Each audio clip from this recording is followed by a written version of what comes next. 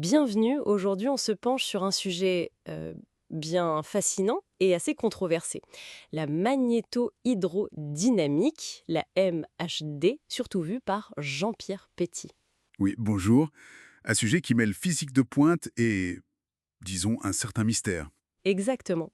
On a plusieurs documents, hein, des interventions de Petit lui-même, des analyses critiques, comme celle du journal de l'espace, des notes aussi. Notre but, c'est d'explorer un peu ses idées, les réactions, et puis surtout ce sentiment qu'il exprime d'être incompris, isolé par la communauté scientifique. Tout à fait. Alors, pour commencer simple, la MHD, euh, qu'est-ce que c'est en gros? Ça décrit comment un fluide qui conduit l'électricité, genre un plasma très chaud ou même de l'eau salée, hein, comment ça réagit dans un champ magnétique. D'accord? Le cœur du truc, c'est la force de la place. Un courant électrique dans un champ magnétique, ça crée un mouvement.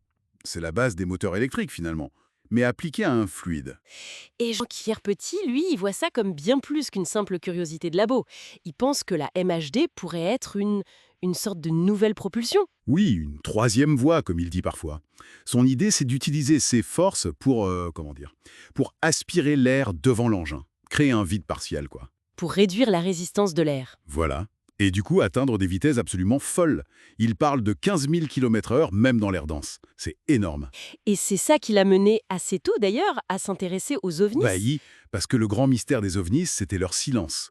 Des objets qui allaient supposément très vite, supersoniques même, mais pas de bang, rien. Ce qui est physiquement paradoxal normalement. Exactement.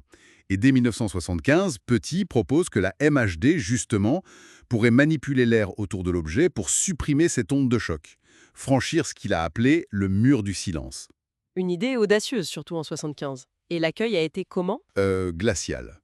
Très très polaire selon ses propres termes, voire hostile. Il raconte même cette histoire d'expertise psychiatrique demandée par le CNRS. Ah ouais, ouais. Le CNRS. Oui, bon, l'expertise la conclut sain d'esprit, évidemment, mais ça montre bien le climat, quoi. Ça a dû jouer un rôle énorme dans son sentiment d'être mis à l'écart, de devenir infréquentable, comme il dit. On sent que ça l'a marqué, oui. Et ce sentiment, il ressurgit quand il parle des annonces russes de 2018 sur leurs nouvelles armes, c'est ça? Tout à fait. Poutine avait parlé d'armes exceptionnelles.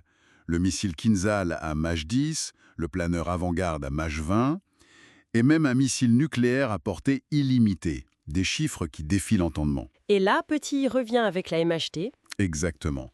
Pour lui, c'est la seule explication.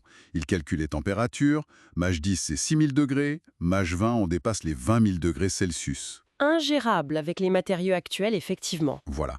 Donc il dit, seule la MHD peut gérer cette chaleur et permettre ces vitesses.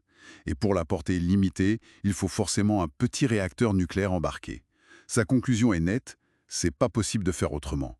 Il insiste là-dessus. C'est une affirmation très forte, mais qu'en disent les sources plus critiques? Le journal de l'espace, par exemple. Eux, ils tempèrent beaucoup. D'abord, ils soulignent que la Russie n'a jamais, jamais parlé de MHD pour ses armes. Officiellement, en tout cas. D'accord, aucune mention. Ensuite, les performances réelles seraient peut-être moins spectaculaires que dans les annonces. On parle de portée de 1000-2000 km, pas infini. Et aucune preuve de réacteur nucléaire sur ces missiles hypersoniques là. Alors, s'il n'y a pas de MHD, comment expliquer quand même ces capacités hypersoniques? Parce qu'elles existent, même si elles sont peut-être un peu moindres. Bah, il y a d'autres pistes plus conventionnelles, disons. Voler très très haut, là où l'air est rare, ça réduit énormément les frottements, donc la chaleur. Logique. Utiliser des matériaux composites ultra performants, issus du spatial, et puis des systèmes de refroidissement très sophistiqués, peut-être cryogéniques même. Pour les critiques, l'explication MHD de Petit, ça reste une hypothèse personnelle, peut-être basée sur une lecture un peu trop littérale d'annonces politiques qui sont souvent un peu gonflées. Ce qui nous ramène toujours à ce mur du silence que dénonce Petit. Que ce soit pour les ovnis savants ou les armées russes maintenant, il regrette qu'il n'y ait pas de vrai débat scientifique, médiatique, sur ces idées liées à la MHD. Oui, il parle même de peur des scientifiques d'aborder ces sujets. C'est un sentiment d'isolement qui revient constamment dans ses propos. Hmm. Il fait cette comparaison assez parlante. Imaginez un chimiste du 19e siècle, on lui décrit une bombache. Il dirait impossible, parce que ça viole les lois de la chimie qu'il connaît. Petit suggère qu'en rejetant la MHD pour ces phénomènes, on fait un peu pareil.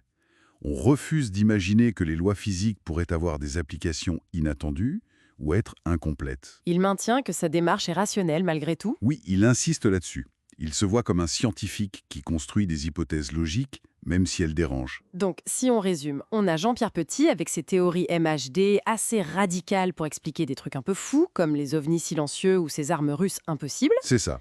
Et de l'autre côté, la communauté scientifique majoritaire, plutôt sceptique, qui propose des explications plus classiques, et un chercheur Petit qui se sent profondément incompris, isolé. Exactement. Et ça soulève une question plus large, au fond. Comment la science gère les idées qui bousculent le consensus? Surtout quand elles viennent de personnalités controversées ou un peu en marge. Est-ce qu'on a le droit, en physique, de dire «c'est impossible», juste sur la base de ce qu'on sait aujourd'hui? Voilà. Jusqu'où la science établie peut-elle ignorer des théories ou des observations qui semblent la contredire? C'est une question qui reste ouverte, je crois.